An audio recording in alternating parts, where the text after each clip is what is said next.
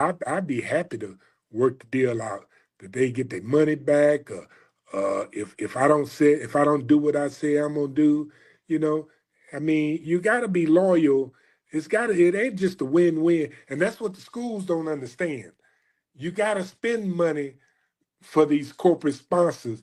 You got 60 seconds to do a radio spot. Sometimes I have to cut two different spots to split the commercials up to get them all on a radio spot, you know, because they want their name associated with a product that can keep the people coming in their door to spend money with them. So, and that runs your expenses up. Yeah.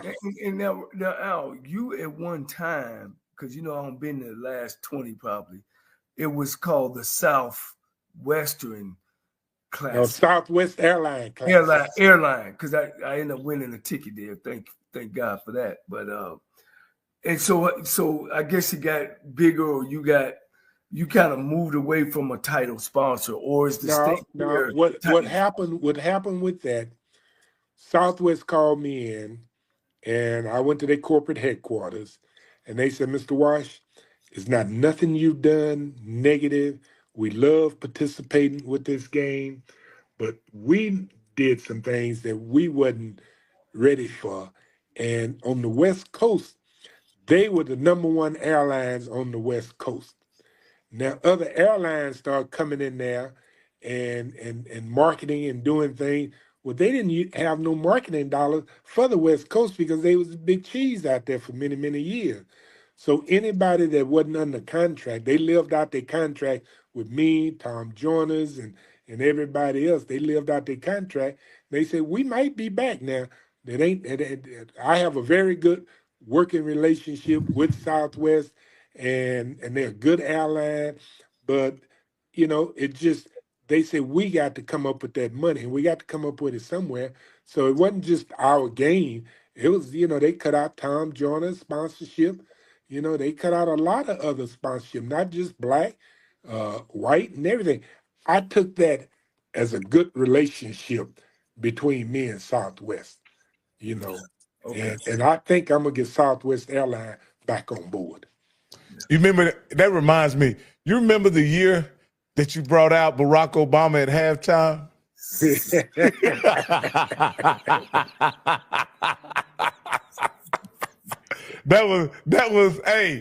That guy was a ringer for Obama, man. You remember that, Coach Cole? Man, that was crazy. Hey, people almost damn near walked out to the edge of the stadium where they were sitting and flipped over because everybody was looking for. And all I was saying when it happened, I said, please don't have these people run out here on this field. Oh man, that was crazy. I tell you another good time too we had. Hey Rocky, can I say something before I go, Rocky? Yes, sir. Go ahead. Oh yeah, we do. Go ahead. Mr. Wash, you mentioned about radio being dead and whatever. I agree with you because I work radio and I work newspaper. What I do now when I help promote events. Dead now. Not the same impact. Yes. Not the same impact. So one thing I do when I help promote events is that I use Spotify. I advertise on Spotify. I don't know if that's in your periphery. You mentioned digital. Spotify is what I go to as digital, i.e. digital radio. So I just wanted to share that. All right, thank you for that. And I get my staff, I'm still old school, but I get my staff to do a little bit more research on that. And iHeart as well. So your digital marketer should be able to handle it for sure. So, all right. Thanks for letting me talk. And that reminds us, we got another caller. Might as well get him in right now. Caller, with the last 4 of 9085, you're live on HBCU Coaches Corner. What's your name and where you calling from?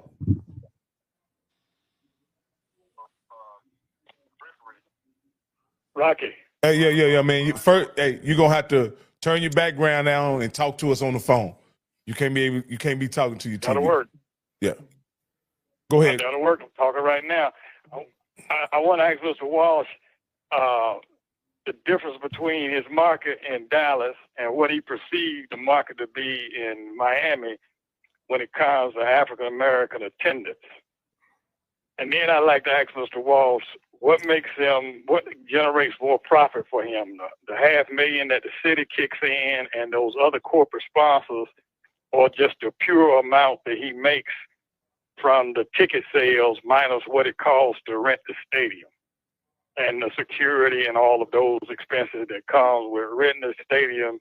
In other words, would he make the same profit if he didn't have that big kick in from the city and those other sponsors? Because I don't think Mr. Campbell asked the question a fair way when he asked him how important was seats in the butts in the seats versus tourism and people coming to town. You muted, Campbell. Yeah. I'm gonna let Mr. Walsh answer that, and then I'm gonna follow up with that because I'm gonna give you the background on that, Mr. Walsh. It's night tonight, ain't it, Rocky? Yeah. To answer that question, you know, the sponsorship dollars is what made those dollars to the school make over $500,000 a piece. The school's ticket sales and the public ticket sales has been going down. We're not selling the tickets like we were selling when we've done I've done as many as 60-some thousand people. You know, I haven't done that in a while. But you know, and the expenses they are great, but the city and they realize, see, I'm in the state fair. The state fair controls everything on that fairground. They pay the city one big check. So I don't go to the city of Dallas to rent the stadium. It's their stadium, but I go to the state fair, and I don't pay no rent. You know, I got a lot of things, a lot of perks because of what I'm doing. You got to look at, if we bring 50,000 people in that fairground and everybody spend $50, and that's minimum. We're already talking about turkey leg going to $20. Everybody spend $50. That's $2.5 million. Why would they charge me $125,000 or $200,000 not to rent the building when they making $2.5 million? These are the things that, as a promoter, that I know and I deal with, and I know what they're doing for Texas OU, you know, that the university don't know, and they shouldn't be in the game of promotion.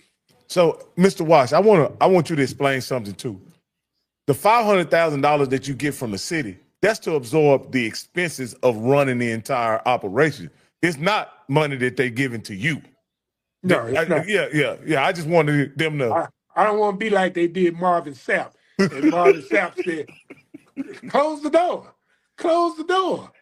You know, they asked him to take up an offering like he got that money, and that tape is 2 years old. You know, if anybody went to church, I'd have been to church where the pastor told me one time, he said, I want a $50 line, I want a $100 line, I want a $250 line, Al Wash, I want you in the $1,000 line. You know. Hey, Mr. Walsh, let me clear up something, because that question stemmed from, and the reason why I asked, and you actually kind of answered it about the schools, like you said, you had Southern and you had another game and it kind of didn't work, and you saw that Grambling and Prairie View work. This stemmed from at the Orange Blossom Classic. That classic was originally a Florida A&M Classic. They switched it out. Florida A&M didn't come back a certain year, as in last year. So they brought North Carolina Central and they brought Alabama A&M. The ticket sales went down from 25,000 to 10,000. Alabama State, right? Alabama State. Yeah. Alabama State, I'm sorry, and North Carolina Central. Yeah. So they brought Florida A&M back. And what I have explained to people, one of the main reasons why all that's good, you still want to make sure that you have ticket sales, because to your point about sponsors, if there's nobody in the game, the sponsors are not going to sponsor. So it's a double-edged sword. You know, you got to have the attendance there to make the sponsor have interest to put dollars into the event also. So yeah, it's a double. So You're right. So that's what I was trying to explain. You can't just say economic, and that was the question about economic impact. The economic impact does not directly, it's an intrinsic number. That's not something that goes to your bottom line. That's something that, like you say, they don't even give it the correct number. The things that you're talking about is you made a package that's compelling for sponsors and for people to come. So the argument was, why did Florida A&M come back and why they replaced them? And I said, because simply they're bringing butts in the seats. and that's going to allow people, the sponsors, and make more money. So that's really where that question stems from. And Campbell, in that situation, is Florida A&M a partner in the event, or they paid a flat fee? No, they paid a flat fee. They paid a flat. With the only partnership we have, like when Mr. Walsh is like what we have the Florida Classic with us and Bethune-Cookman with the Florida Classic. Al, and again, piggybacking off that, how much do teams does who you got in these classics? I know you've locked in now to Grambling and a Prairie View. Does teams matter in these classics? And if they don't matter, then you got to ask for not, like you say, you're taking over the Shreveport Classic, that you don't need 1 year. You're going to need 3 years to build it up. Does two good teams like a Florida A&M and a North Carolina Central, who's border each other, would be a great match for the Orange City Classic and helping you promote that if you were the promoter of that game? Now, to me, I need teams. First thing I look at is the alumni chapter. How many alumni members do you have in a chapter of a school? If you tell me there's no alumni chapter of North Carolina State in Florida, or wherever you might be, I wouldn't dare try to bring them in there. Thank you. Langston don't have alumni chapter in Shreveport, but Langston is in a driving distance to where the expenses aren't as great as them bringing somebody from North Carolina to Shreveport to play. Right. You know, Prairie View played, I think, Southern here. Prairie View don't have no chapter in Shreveport, you know, but Grambling has a chapter, and the Grambling probably have more alumni in this city than any chapter. Take all the black chapters and add them up. Grambling can outnumber them.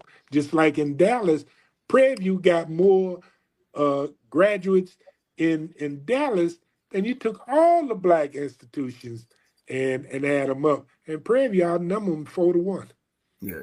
They might not be an active alumni member, but trust me, we got a lot of graduates from Prairie View because years ago, that was the only place that we could go to college at a black institution was Prairie View. All your high school coaches and teachers and stuff back in the old days, that's where they went to, Prairie View, then Texas Southern, you know, then the Paul Quinns. And, you know, my game in Dallas was started with Langston and Wiley years ago. It wasn't no Prairie View and Grambling. You know, we chose to make it happen like this because of knowing what the makeup of the city was.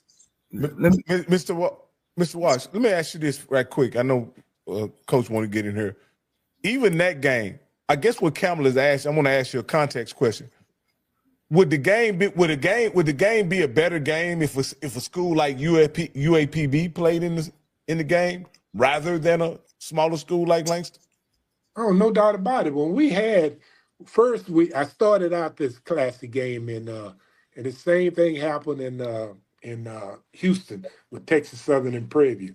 I started the classic game here in Shreveport, and Eddie Robinson said, we're going to play Alcorn in Shreveport. And they cut a deal for Alcorn to come to Shreveport every year. We were drawing very well. Then Alcorn built a new stadium, and where Eddie Robinson was splitting the money with Alcorn. Then when Alcorn built a new stadium, they said, well, we want you to come to our stadium and open up our stadium, you know. And Alcorn came to Grambling to open up their stadium. I don't know who was first. I think Grambling built their stadium before Alcorn.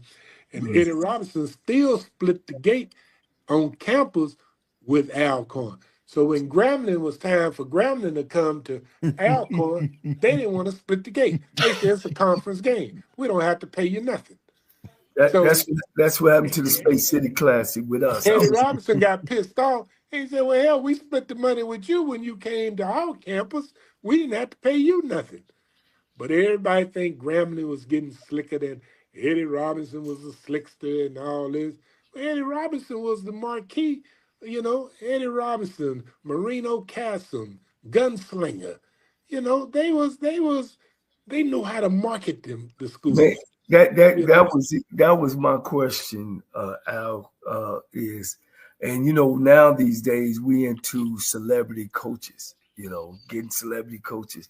How much do a coach, does his celebrity status makes people watch, or his demeanor and how he handles himself makes people come? Because I know, I grew up watching Eddie Robinson and Marino Castle and them cats, and when they go into these arenas or to these talk shows, man, it goes from a comedy show to a political show. I mean, they put on a show. The coaches. That's the way I learned HBCUs, by the coaches.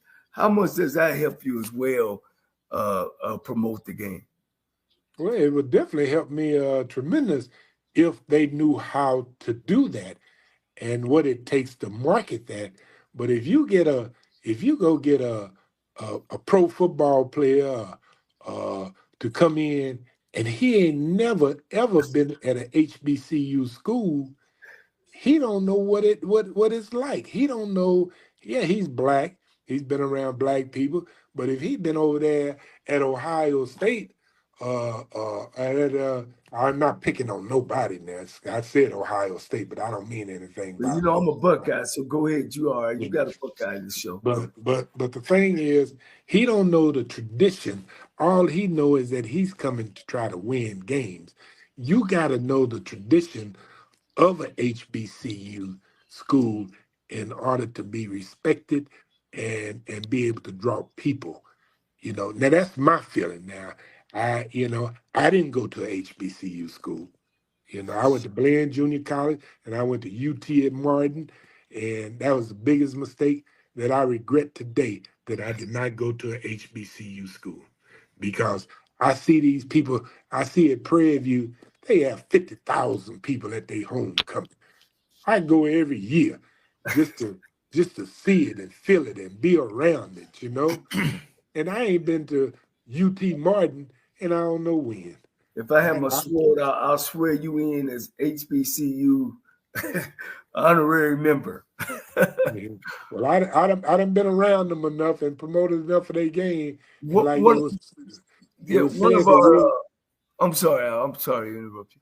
One of our guests wanted to say, please ask him, in a negotiation with HBCUs, is it telling the inexperience or poor business acumen observation? What is I don't know if we're putting you on the spot, but you've dealt with a lot of them. So look, you don't put me on the spot at all. Like my mother said, I'm 72 years old. I got the rights to say what I'm gonna say, and ain't nobody.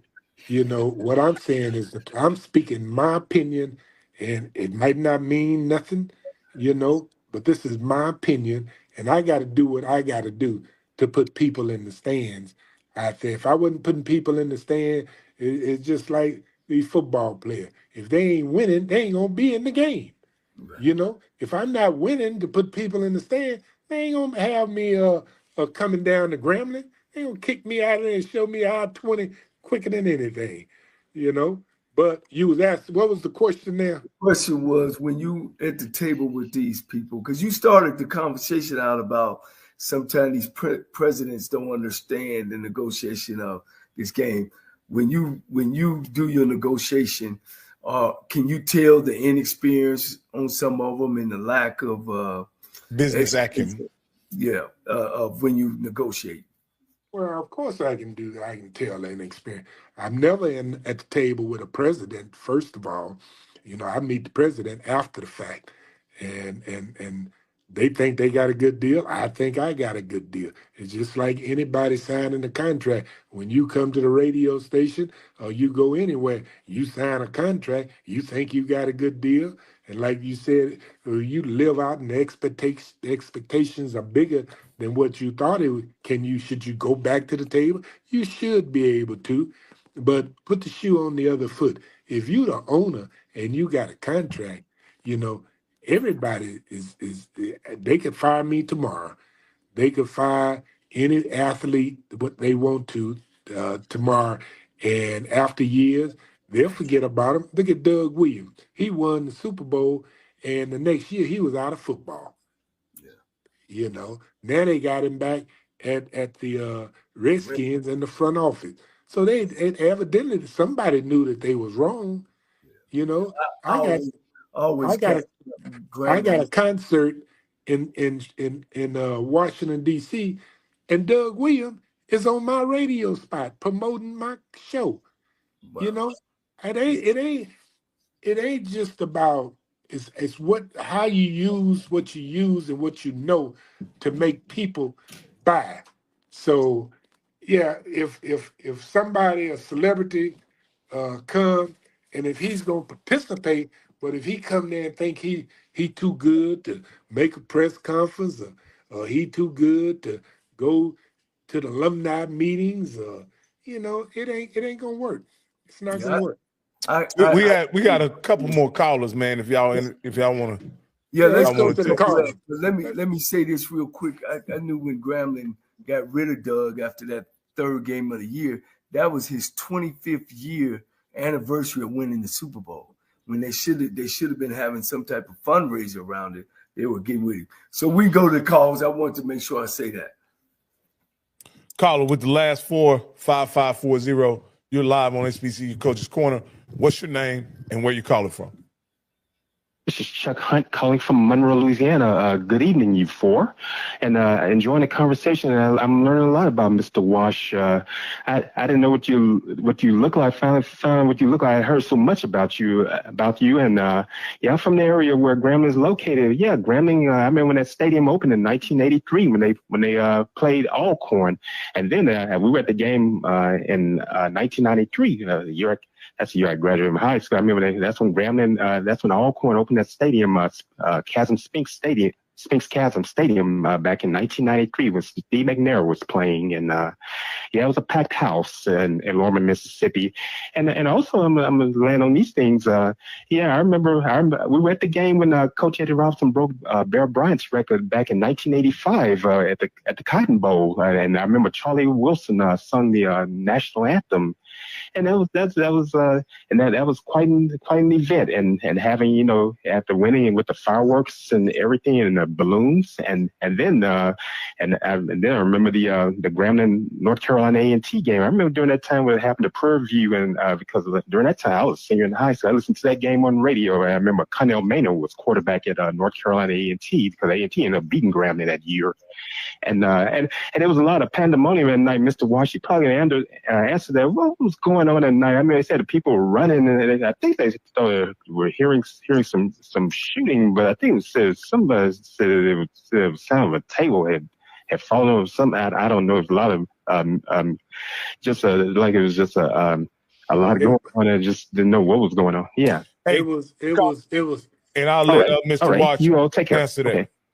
It was in the concourse, in that hollow concourse where it was all concrete. One of the merchandising table collapsed, and when it collapsed, you know, of course, somebody hollered gunshot, and one of the constables that was on security duty, and we stopped hiring the constables because of that. He pulled his gun and told everybody, "Get down!" And when he said, "Get down," them Negroes took out running. I think they ran over him, the gun, and everything else. It was not no gun. They was running, and I believe people might be still running today. It is funny now, but it wasn't funny at that time. But it was not any guns, and it was just an unfortunate thing that happened. And but other than that, we have not had any other incidents, you know, to happen at our game since then, or even before then. Hey, that's awesome. Caller, thank you for calling HBCU Coaches Corner.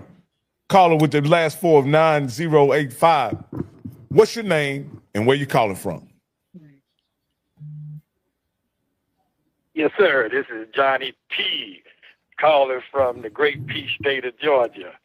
And I just wanted to let Mr. Campbell know that North Carolina Central University does have an strong alumni chapter in South Florida, and that and they still couldn't bring 15,000 people to the game. But if we don't, you still couldn't bring 15,000. That's all right. We spent 1,500 apiece at the hotels, eating and buying and libating at the bar.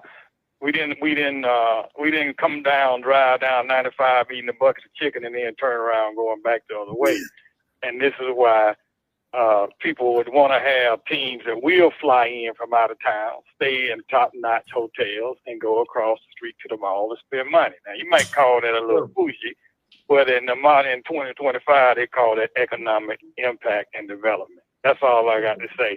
And I'll tell you what, just be ready for the Eagles and the Rattlers to line up again down there at the OBC after we get through with you on October 11th, 2025.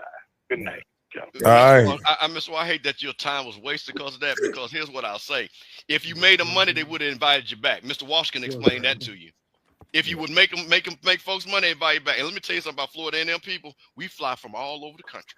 Because we got 80,000 alumni all over, double than what y'all got. So Mr. Walsh, yeah, I'm sorry. Mr. Walsh, you okay? You know, our people don't sleep. He putting that charge on that phone is what he's doing. I know what he's doing. Yeah, that's what I'm doing, charging my phone. Hey, Al, we go at it, man. We got folks stay all night with us. Let me get this last one. Let me get this last call, and then we get back to the conversation. Caller with the last four of 4871. You're live on HBCU Coaches Corner. What's your name and where you calling from? Let me unmute him. Maybe that'll do it. Go ahead, brother. Go ahead. This is Wake again. I called earlier. Okay. Here's a quick question. I talked to a lot of people about classics, still do. I've been in the game for a minute. Mr. Wash, I feel like people leave money on the table when they don't have this element in their classics. Do you advertise or generate any money from having a program book for your classic?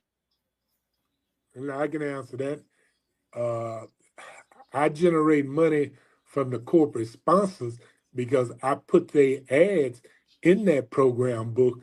But what I've learned is that when you try to get somebody to sell those books in that stadium, them people ain't buying them books. So what I do, I give them away. You know, I give them away. Yes. I give them away. I put them out where people can get them. And then all my corporate sponsors, ads can be seen, you know, even if they just take it home and they, you know, laying in the bed and look at it and they see an ad, you know, I mean, so yeah, I think I generate money, but a different way versus trying to sell them. Because if you pay somebody to sell them, what you gonna get for a program book? $5, you know. If you go over that, then they're not gonna buy them. So, I mean, you got to pay somebody to sell them. You got to pay somebody to haul them there. You got to pay somebody to clean up the boxes when you get through. So I just give them all away. And it's been so many times I leave there with just as many books as I come there with, because I got to take them and take them to a dumpster. So I give them all away. That's awesome, Mr. Watt. So with the classics I worked with, we would have some kind of special coupons in the book, so it'd give them a reason to keep it, and we gave them away as well. But we had a certain number. So if we were expecting 50,000 to a game, we would do like 15 and just give them away. But we would make $1 million, $2 million on the book based on the classes I've worked with, SEC, Big Ten, all that kind of stuff. So I just want to put that on the table. A lot of people leave that out. Well, you have corporate people and other type of people that's coming to that stadium that spend a little bit, the household income might be a little bit stronger than the household income from the HBCU people. So I'd rather give them a program book and let them go home with it. Right. So thanks again, Mr. Watts. Thank you. And the crew. All right, thank you, Wake. Appreciate it, brother. Hey, Mr. Watts, you broke it down to us today. what I've learned about this promotion game is it's business, sure enough, right? But with all the creativity and ideas you have, it's also an art, isn't it? Yeah, of course it's an art to keep from losing money. If you're not smart enough, it's gonna be you're not gonna be around. And the thing, and I've learned, just like he talk about program books and they talk about making up T-shirts and all. That ain't the business I'm in. You know, I'm in the business to put the people in the stands. You know, a bigger picture than that. You know, so I mean, you learn what works, and it might work in other markets better than it work in a Dallas, but it just don't work for me. Well, man, Coach, hey, look, I know you down in Shreveport, actually on business, and you know, again, I can't thank you enough for you know, taking the time out from the day I've ever first met you. You know, you've been one to have your hand up instead of down, and I know you're out there at the Shreveport game. Do they have a date on that game yet? Yeah, the game is August the 30th. Oh, it's opening up the season. Yeah, August the 30th. That's Langston, and we calling it the Shreveport Bossier Kickoff Classic. Okay. And then you also, before that, you still involved with the NFL. What does they call that? The Hall of Fame game. Yeah, Hall of Fame. And see, another thing is that we thought about it. Everybody says Labor Day. Make it a Labor Day class. You got too many Labor Day classics already. Right. We got to be more creative than that. And my hat's off to Trayvon, you know, and he came up. I guess he came up with that name. They told me the name of the game, but I'm gonna make it work, and I think it's a brilliant idea and a brilliant name. And the one thing that I want to say, I want to thank all three of y'all for having me on here. And it's the first time I ever been on a show for 2 hours, 11 minutes, and 12 minutes. Hey, So that goes to show me that y'all are serious about HBCUs. Y'all not just out here doing it just to be doing it, or you wouldn't be on the phone this long. And but I appreciate it. And any one of y'all come to my game, y'all can be my guest. I pick up your hotel. I put you in that Jack Daniels room. You know what that is. You know. So now you can't be giving all my gifts away, man. Well, you know, hey, I mean, for what we've done tonight, I think everybody deserves it. And y'all doing a great job. You know, I want y'all to continue, not just my game, everybody's game. Hey, You know? Mr. Walsh, can I ask you? I know we want to go, but I think this is such an important question because you're a businessman, and in this climate, somebody asked, have you dealt with racism doing business, and how did you handle it? If there were situations that people, because you were a black man and you brought something and maybe they didn't respect you, or maybe you felt that they were discriminating against you, because I think for a lot of young people, they don't understand some of the pressure that they're going to have to endure, like you had to, you know, starting off young and now into the 2025. Can you kind of talk? I think that's a great question. Can you kind of talk a little bit about that? I mean, no doubt about it. I've dealt with racism, and even in the concert side, you know, they don't let me buy white talent. I can't go get Garth Brooks or none of them. They would not book a country and western act to me. Wow. You know, but white people can go book black acts, you know, and they'll charge more money than what we would charge for it because they know that, you know, we gonna pay it. But in talk about racism, I dealt with racism with this game. You know, like I told a story in a meeting today for the breakfast meeting. I remember when they came to me and they said that SMU is renovating a stadium, so they want to use the Cotton Bowl for that season to play their games in, and they was playing 5 or 6 games at the Cotton Bowl, and it just one of them happened to be on our game.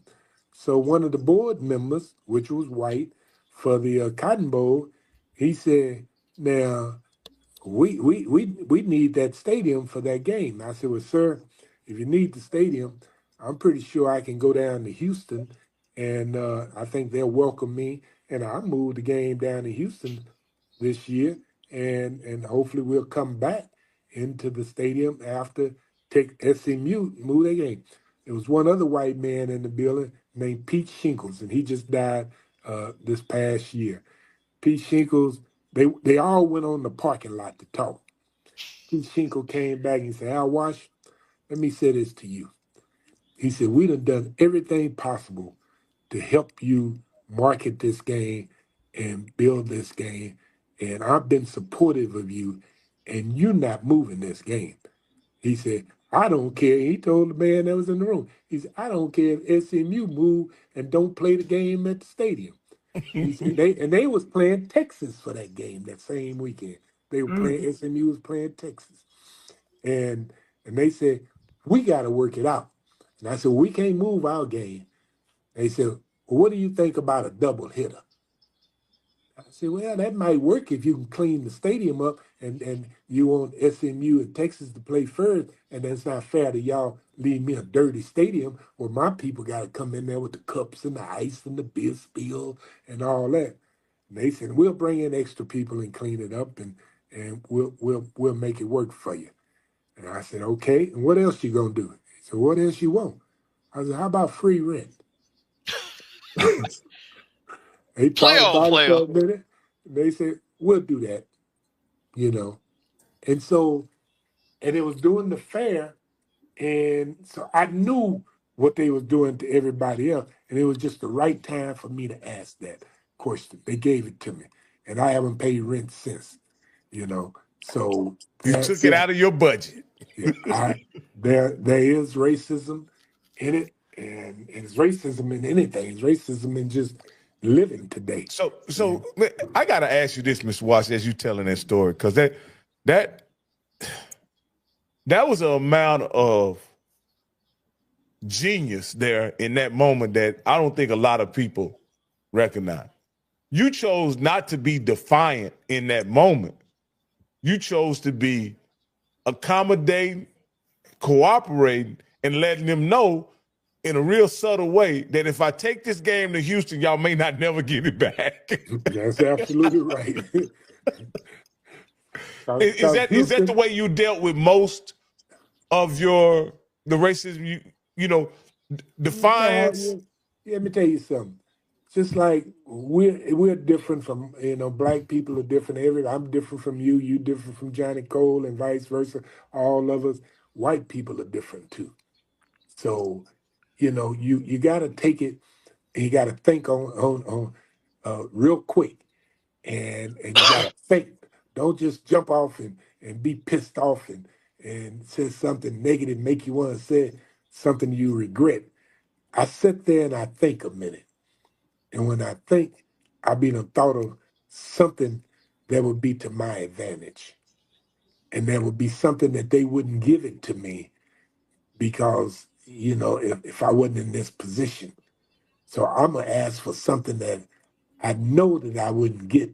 I wasn't going to get no free rent just going out there and say I need free rent, even though they was giving Texas, Oklahoma free rent and giving them $1 million apiece. You know, Texas, Oklahoma, and the brilliant thing that I see about Texas OU, they both have beautiful stadiums, and they both chose to play that game in the Cotton Bowl. They can make more money in the year that they play at home than they can at the Cotton Bowl. But one thing that I see that they're doing, they making a payday, probably somewhere in the neighborhood, I would think about 15 million or better that year. Well, they might make 20 million at every other year.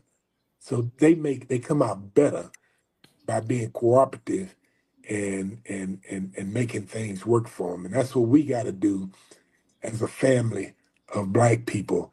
Think, stick together, and know what your worth is, you know.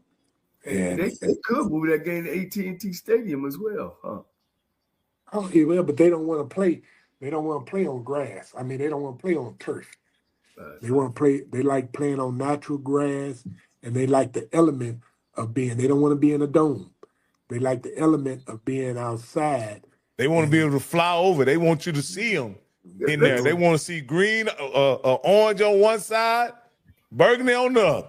Yeah, Let well, me ask you. let's Let me ask you not this, say- because I know we've been long and we long-winded, and I've always thought that they do world concerts for hunger and world concerts for fathom, and why as a black, and maybe this is something that I could put in your bucket list. Why we don't do as blacks, all the great black artists we have can't come together. I know we came together for We Are the World. Most of them was black. Why we can't come together for monies for the HBCU schools? I know we always talk about the doors going to be closed and it never happened. Why we can't come together as black artists and do a world tour for monies for the HBCU schools? Because my personal opinion, because I feel like they managed by white management, the majority of them, and they don't see the value of it. And I think that if they do that, they feel like they artists is going to lose a little bit to the white community because they raising money for black schools, HBCUs, or black anything, So, I mean, let's face it, I mean, I can't even go buy Beyonce today, even though I don't know if she's managed by black or white, but I would think that she's doing it, but with her husband or whomever. But you would think that, raising money for blacks, hell, they ain't doing nothing to give us any dates on, if it was me, I said, look, and if I was popular and I know I can go fill up whatever, a theater or arena, and I tell them, look, you got to give some of my black promoters that came up with me, that kept me and made me where I'm at today, give them a show or two. Let them make some money. They don't do that. We are the worst of sticking together.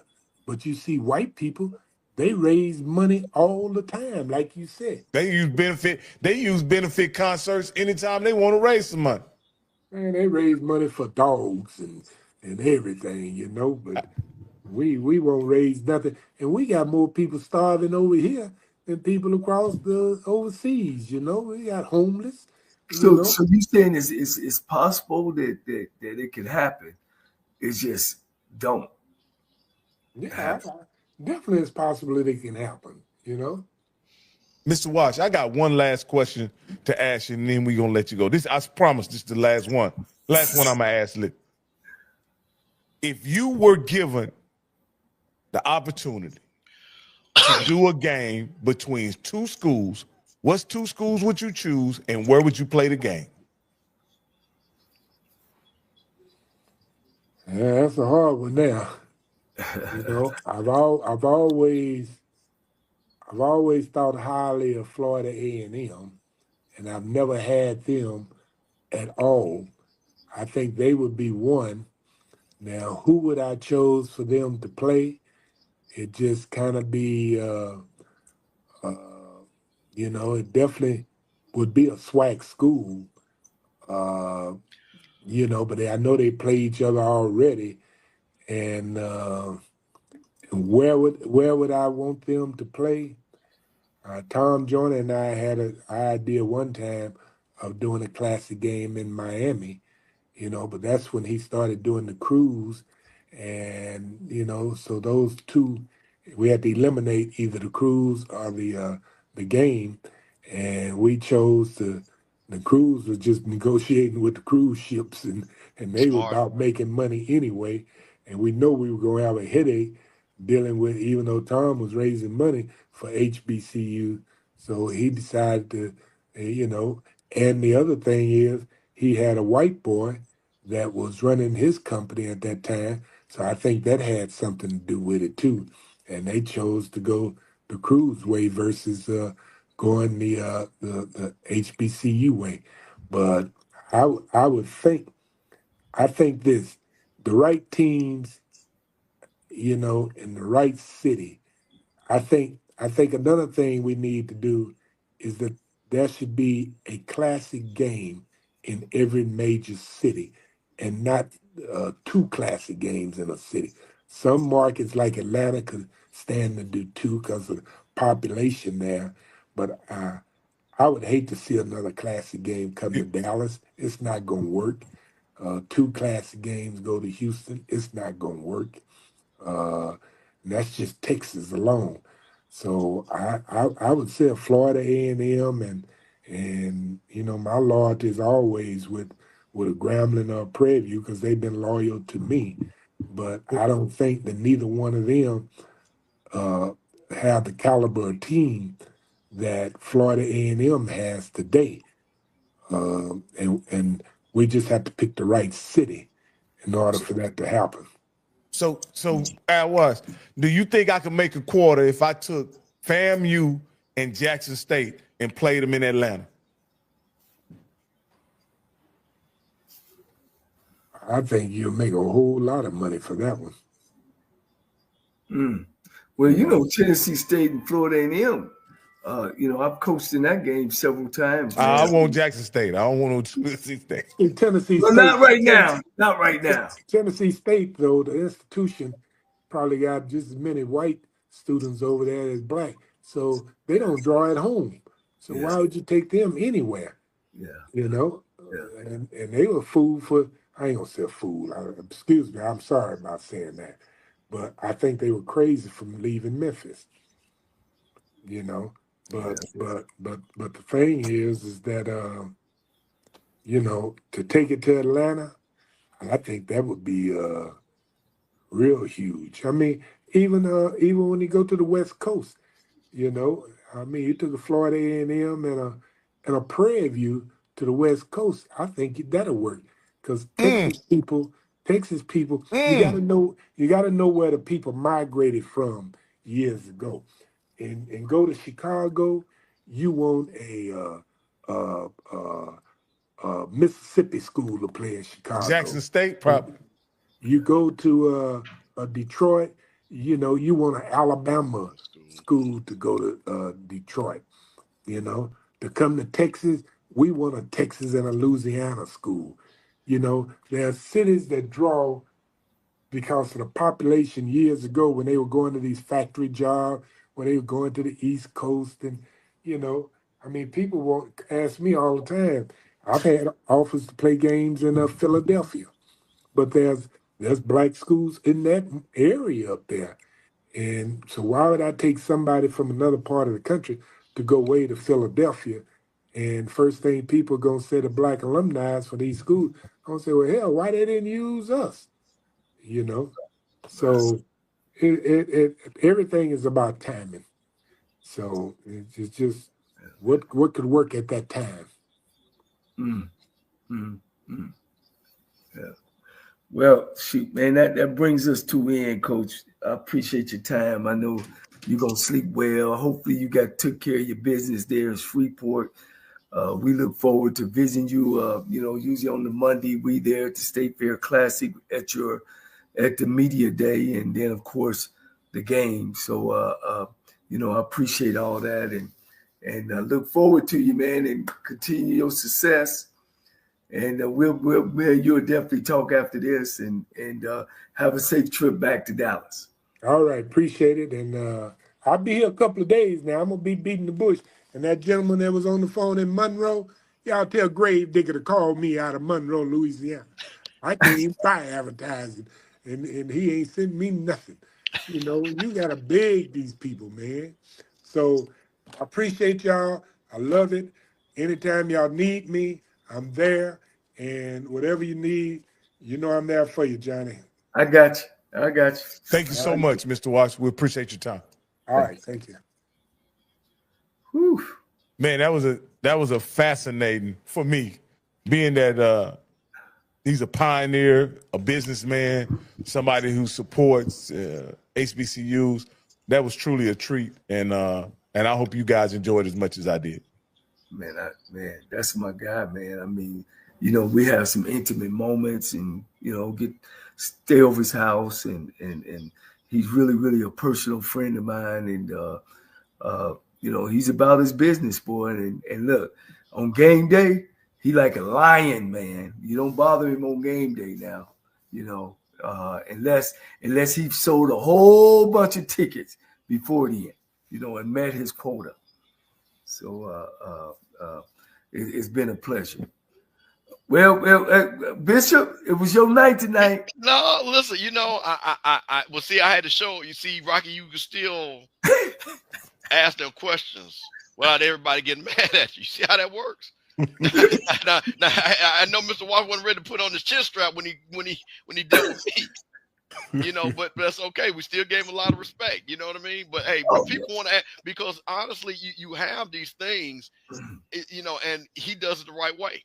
And I respect that. But again, for Jackson State, I mean, and again, like I said, I understand he has a personal relationship, so there's no disrespect to that. But like I said, Jackson State said, hey, man, we can make $1 million sitting at home. You know what I mean? We can make $1 million sitting at home. But the tradition, man, the tradition, Coach, it kills the tradition. And here's one of the things that I share. Okay, when you doing these games, you know, you get the fat. It's like a triangle, right? All right, if I reach this, y'all make this, I'm the promoter, I get this. Then as the game grows, the triangle turns upside down. It's like this now. All right, the more money you make, promoter, the more money the schools get. Does that make sense? But that's not what was happening. That was not what was happening, though, Coach. Right, but as we spoke to the guy, that when he sat down with these people at the table, they don't understand that. All they thinking in their mind is they getting a payday. You know what I mean? Oh, you're going to give us $250,000? Okay, we'll take that.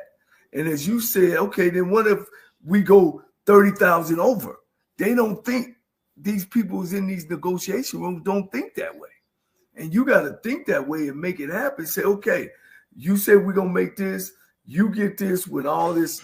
And as the game grow, now you get your little piece, but we taking this piece. That's a partnership. Let's think about this though. As we talk about it, Al Wash was clear about it. Prairie View and Grambling pay their own way to the game. Right. I mean, with the money that they make. So they got. What do you mean? No. They pay their own money to get to the game. The only split is the breakdown. There's nobody. Al Wash doesn't pay them before the game for travel. Right. You understand? Right. They pay their way to the game, right? And then at the end of it, everybody takes on their expenses to get there. And this is our expenses for advertising and all this. And then Al takes 24 and then splits the rest. Well, Rocky, you know why he does that, right? You know why they do that, right? Because of the way the split is set up. Because if the split was set up where you had to pay the expenses out, they would net less. So what he said was, the school said, we're going to budget already for the game, so we don't have to take out less expense. Because if we don't budget, because again, everybody has a budget, a travel budget. So it's already in our travel budget. So we would just utilize our travel budget. And let's be clear, Grambling is what? How many hours away from Dallas? 2 hours. 2 hours. Okay. Right. Same thing with Prairie View. So Prairie with them, View they look is at it about like 4.5. Grambling is about 3 hours. It's literally the same distance. I think both of them about 3.5 hours away from Dallas. Florida A&M or somebody, again, because that would be too. Or let's just say any school in Mississippi, they might not take that deal. They might like, and also too, this is a game that they play every year. So no matter what. So that's why a lot of factors work in to why that game works, because like you said, it's a game that they have to play every year no matter what. That game is going to be played no matter what. Because and here's where the money go off the rail at is when you take that game, not like a regular game, and then now you almost double your travel party. And that's when the money start getting into what you make. And I think sometimes schools do that when they play in the classics. Instead of going to regular games, when classics come, everybody want to bring everybody, and sometimes you just can't do that. Well, again, I think that 5/20/28 payday that those schools get incentivize them to You know, see, he get a 26, and they each take 34% of the. No. What I'm saying is, like last year, it was 50. This game made over $1 million, and he paid out $500,000. Yeah, because of the percentage, he goes by. Yeah. Each team gets 34%, and he takes 26. Yeah. Yeah. And I think it's a good deal for Mr. Wash. I think it's a good deal for a school. And he said something this is just good business. They both agree on an accountant, and then Al says he even audits the accountant, and I'm sure the school will audit the accountant as well. So It's just great business, man. It's just a great business deal the way it's structured. Right. And see all these other deals, the Southern Heritage Classic. It was like you said, Bishop. I know Fred personally, and I think that the way they went about that deal, it could have been settled. You know what I mean? A lot better than not playing at all. Well, the only one who really lost in that deal was Tennessee State, because as you said, Jackson State, they might have not can make the money they lost on that game totally, but they can go home and make a whole bunch of money. Well, I think Mr. Campbell said this a couple years ago, maybe even 3 years ago. He said the real reason why that game was no longer played is because Dion gets points on home games. And as long as this game is played in Birmingham, Memphis, he can't get points on that game. Well, they looking to get back in that game now. Beg your pardon? I said they're trying to get back in that game now. They're actually trying to negotiate now. Well, the coach doesn't get points on that game though. Yeah, I don't. Does TC Taylor get points on attendance? I doubt it. Do you know? Yeah, I doubt. Yeah, I doubt it. Yeah, I doubt it. No. That's a one-time Deion Sanders contract.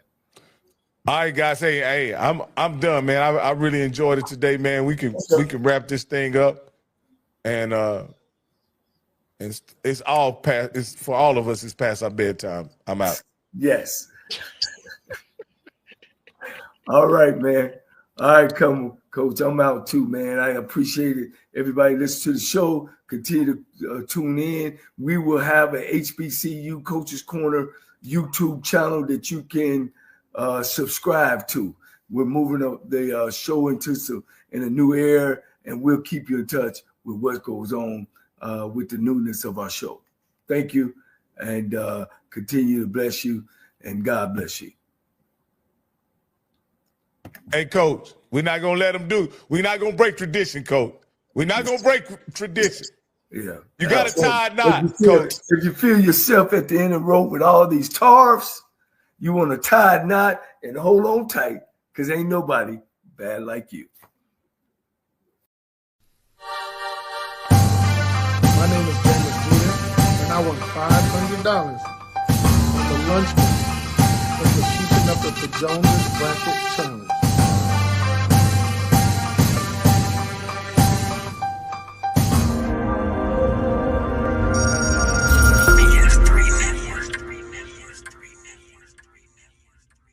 BS3 Network, changing the way you watch TV.